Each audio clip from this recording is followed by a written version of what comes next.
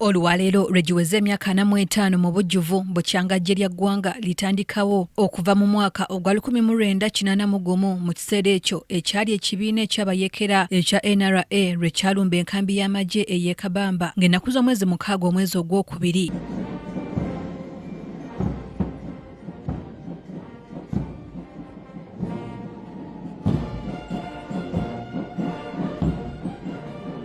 Olunaku luno lukuzibwa nga Tarehe Sita era ng'emikolo egy'omulundi guno gibadde Kabale wansi w'omulamu oguvuze nti okukuuma ebyo ebituukiddwako ebyaleetebwa gavumenti eno awamu n'okussa ekitiibwa mu kwewaayo kw'abalwanyi abalwanirira eddembe.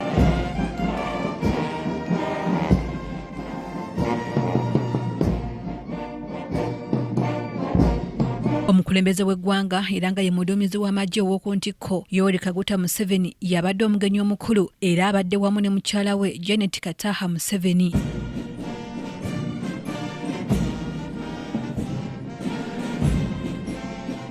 Omuduumizi wa UPDF Gen. Rugaba asoose nakwozaayoza kitaawe Pulezidenti Museveni olw'okuwangulira waggulu akalulu akaakubwa omwezi oguwedde. On my own behalf and on behalf of the officers and men of the UPDF and the entire security system in Uganda, we offer our profound congratulations to you upon your well-deserved election victory.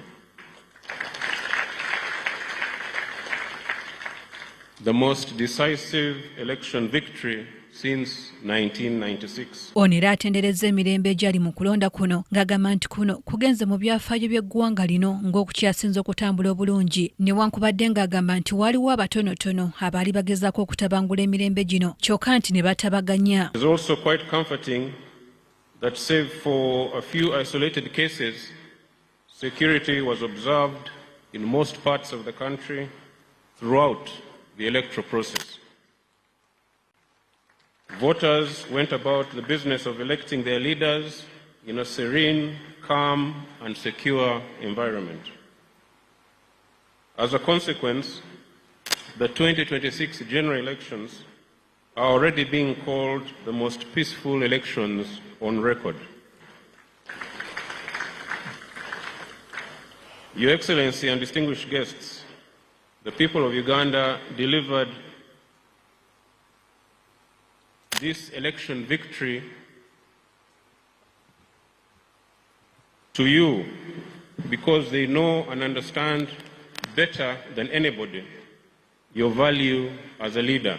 Omukulembeze w'eggwanga Yoweri Kaguta Museveni mu kwogera kwe asoose kwebaza Ebitongole ebikuumaddembe olw'okukola omulimu omulungi okusobola okulaba nga tewabaawo atabangula mirembe naddala mu kiseera eky'ebyokulonda. UPDF and the other security forces for the robust security they gave during the recent elections. They did a very good job.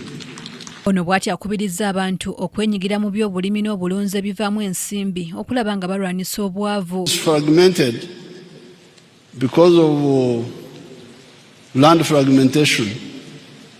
This land can be very productive with the right enterprises. But we need to add two things.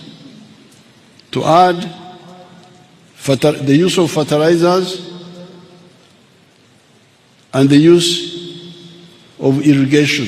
Museveni asuubiza okulaakulanya ebitundu bya Kigezi omuli okuzimbayo ekisaawe ky'ennyonyi ky'agamba nti kyakuyambako okutumbula ebyobulambuzi ebiriyo. Expand Kisoro Airport. We're going to expand it. And we are going to build a big new airport somewhere here in Nzei's land. Where is Nzei's land? Where is that place where Nzei gave us land? I want to thank Amos Nzei.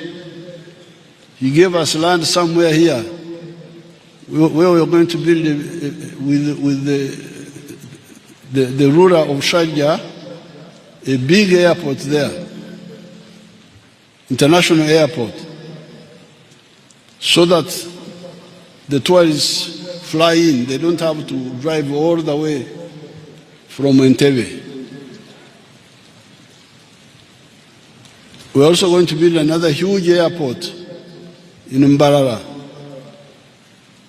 bigger than even Entebbe. Omukolo guno wabaddewo abaweereddwa emidaali olw'obukozi bwabwe eri eggwanga lino. Number 2 is Lieutenant General Kayanja Muhanga, that is awarded the Rwenzori Star Medal.